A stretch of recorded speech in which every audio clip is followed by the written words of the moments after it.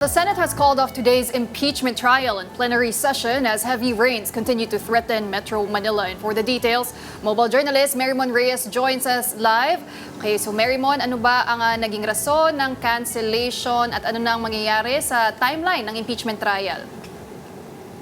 Pauline, dahil sa hindi magandang panahon ay naglabas ng memo itong si Senate President Sherwin Gatchalian na ino-order na work from home muna ang setup ng ilang mga opisina sa Senado. Samantala, yung impeachment trial supposedly ngayong 10 a.m. to 3 p.m. in the afternoon ay suspendido muna maging yung plenary session ng Senado na supposedly nakaschedule siya at around 3 p.m. onwards. So ang mangyayari, imbes na ngayon may impeachment trial session, bukas na lamang yun mangyayari. Pero wala pa namang nababago sa schedule nito pagdating sa trial pati sa plenary session. Ang mangyayari nga lang din, imbes na makikita natin ngayon na uupo na ulit sa witness stand itong si State Auditor Sailin Del Campo, bukas na siya ulit uupo doon. We're also still asking si Clerk of Courts and Senate Secretary Ray Bantug kung natuloy ba yung conference ng prosecution pati ng defense kung saan i-compare nila itong mga acknowledgement receipt and other documents na ayaw mag-stipulate ng depensa. Pero more likely kung sakali man dahil nga sa hindi magandang panahon, bukas magpapatuloy lahat ng kailangan asikasuhin ng Senado.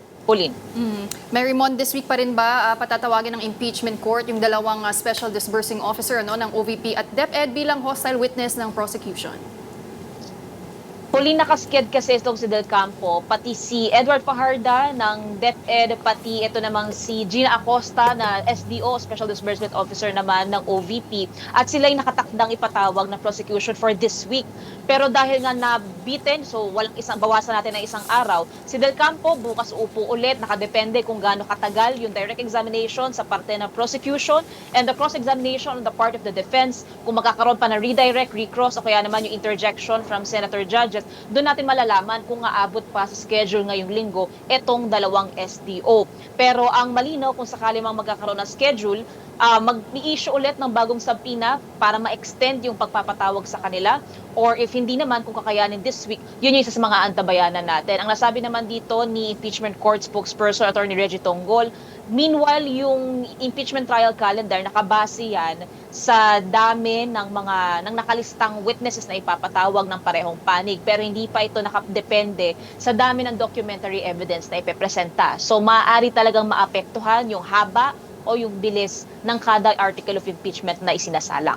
Pauline. Okay, thank you very much for that report. That was mobile journalist Marymon Reyes.